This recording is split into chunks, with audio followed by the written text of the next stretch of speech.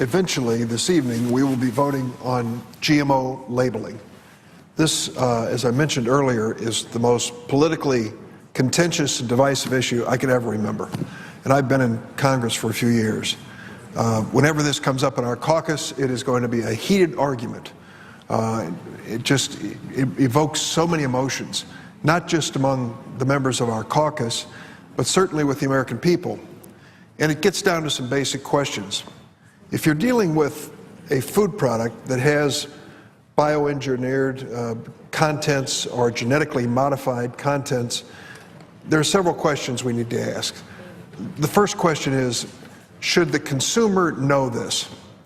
Well, 92% of Americans believe yes, they have a right to know if there is GMO content in the food that they eat. That's what the polls show, 92%.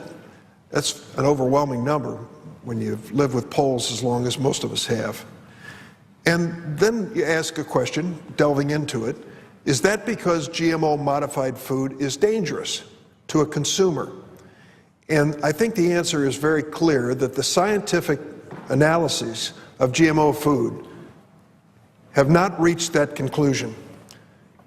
They believe, National Academy of Sciences and others, that GMO food by itself is not a danger to consumers.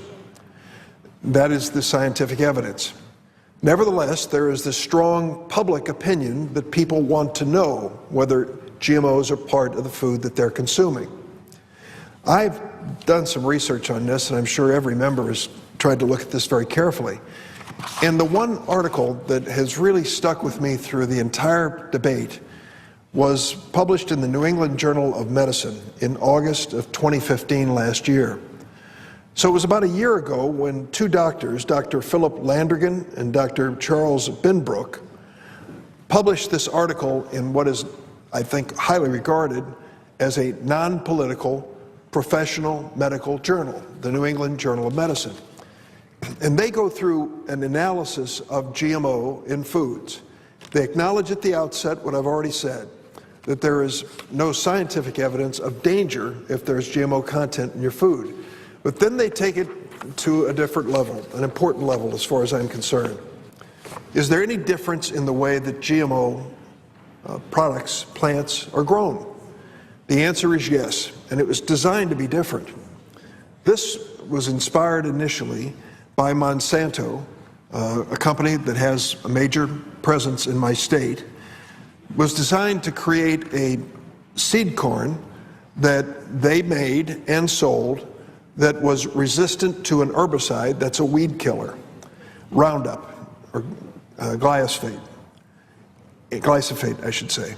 And so they were selling the seed corn, which obviously is a source of profit for them, and then encouraging the farmers who bought it to use this weed killer, herbicide, in their fields, saying this herbicide will not hurt the corn crop, just the weeds.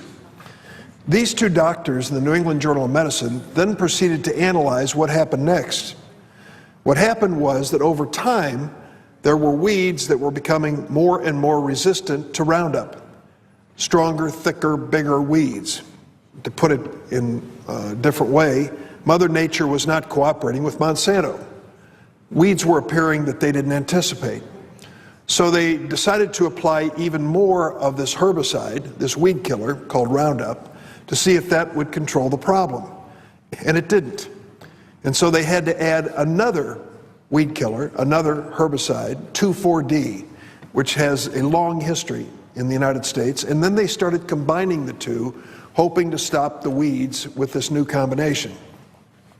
The net result, as these two doctors published in this article in the New England Journal of Medicine, was a dramatic increase in this glyphosate, this Roundup that was being applied across the world. Roundup-ready crops now account for more than 90% of corn and soybeans planted in the United States. And they go on to say, but widespread adoption of herbicide-resistant crops has led to over-reliance on herbicides and in particular on glyphosate. In the United States, glyphosate use has increased by a factor of more than 250, from 0.4 million kilograms in 1974 to 113 million kilograms in 2014. Global use has increased by a factor of more than 10. Not surprisingly, glyphosate-resistant weeds have emerged and are found today on nearly 100 million acres in 36 states. Fields must now be treated with multiple herbicides, including 2,4-D, a component of the Agent Orange defoliant used in Vietnam. EPA anticipates that a 3 to 7-fold increase in 2,4-D will be the result of these Roundup-resistant weeds. Is that important? I think it's very important. It's important because we know that if you apply large quantities of chemicals to our agricultural fields, you may produce and harvest a big crop, but there is an environmental risk. How much of a risk depends on the chemicals being provided or being used by the farmers. So if GMO foods on your table are not a concern to your family because of scientific analysis, there's another question. Is the method that's being used to grow these Roundup-resistant crops, these GMO crops, an environmental danger to anyone? Well, these two doctors came to a conclusion that it is. A determination in 2015 that glyphosate is, quote, a probable human carcinogen, and 2,4-D a possible human carcinogen. Because of the link between these chemicals and cancer, these two doctors have concluded that labeling is important. So consumers know that they are consuming products which on the table are no danger, but may have called for the use of more chemicals, leading to more environmental danger. And they conclude that there should be labeling. So it's a different approach, but it's one that I think is valid, and it comes from a totally non-political source, the New England Journal of Medicine. So the question then comes, if we are going to have labeling, what kind of labeling? Well, I mentioned earlier today, and I want to repeat, my hat's off to the Campbell Soup Company. They've been around a long time. And they put out information in a press release back in January of this year, announcing that they supported the enactment of federal legislation to establish a single mandatory labeling standard for foods derived from genetically modified organisms. They went on to say, Campbell's believes it's necessary for the federal government to provide a national standard for labeling requirements to better inform consumers. I agree. I agree, they go on to say, that the notion of every state setting a labeling standard is madness. It would be impossible for major food manufacturers to keep up with the variety of different labeling requirements. And it isn't practical in a nation like ours for us to really accommodate that kind of labeling requirement. So Campbell's has basically stepped forward and said, we don't believe the GMOs in our product are any danger to consumers, and we are prepared to declare on our product in clear words whether or not they contain genetically modified organisms. I think this is a responsible corporate answer to a vexing problem that we've faced for years. And I salute Campbell's for trusting consumers and trusting their ability to convince consumers that the food they're selling is wholesome. I wish the food industry had followed the Campbell's model, but the bill we have before us does not. It provides 3 different opportunities to disclose on food products, mandatory, disclose on food products whether or not they contain genetically modified organisms. One is a simple declaration, GMO, non-GMO. The second is using something that will be developed by the U.S. Department of Agriculture that consumers will come to learn is a signal, some sort of a sign or symbol, a signal as to whether GMO is included. It's the third approach that troubles me the most. And I've said this over and over again to the people in the food industry across America who support this approach. I call this the secret decoder ring approach. And what it means is, if you are a consumer walking into a store, buying groceries for your family, you will be facing what's known as a QR. I'm learning as it goes on what this means.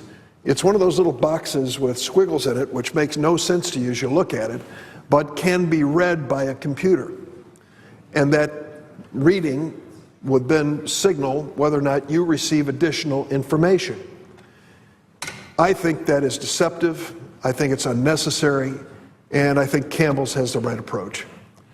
Using these QR codes, they literally expect consumers who want to know, and 92% do want to know about GMOs, to either use their cell phones on the products they're about to buy in the grocery store or turn to some reader in the grocery store that will tell them a page or two of information about the contents. I really believe that that is an attempt to obfuscate this situation. I think most consumers will rightly assume that if there's not a clear declaration on the product of non-GMO, that it contains GMO. I think the food industry is taking an approach which can't be defended with a straight face. Can you really expect a busy consumer, a mother with children in her shopping cart, to pull out her cell phone and stop at every can of soup and try to get a reading and then read her cell phone to see if there's a page or two of information about that product? That isn't fair to consumers. And that's why major consumer organizations oppose this bill. And it's one of the major reasons that I oppose the bill as well. If there were a simple declaration, GMO, non-GMO, if it were by symbol or by straight analysis or straight acknowledgement rather of wording that everyone who's a seasoned consumer would come to understand, that I think is an honest approach. But to put in this QR code that a consumer cannot read on its face, and to say that we will then expect them to read their cell phone to determine what's in a product, I don't think is reasonable or honest as far as the way that we should approach this. And let me conclude by saying that I salute those who have taken up this battle. Many of them have taken up for many different reasons. It has been a vexing and contentious issue for a long period of time. I do not support state labeling. We have to avoid that. I do support honest disclosures on food products so American consumers who believe rightly that they have a right to know have a way of finding that information in a way that's reasonable. I also want to add, it's my understanding that there's a 2-year delay in terms of imposing this requirement. I don't know why 2 years would be necessary. It would seem to me if Campbell's can move on this more quickly, the rest of the food industry should be able as well. I thank the senator from Oregon who has been working so hard on this issue, and I yield the floor.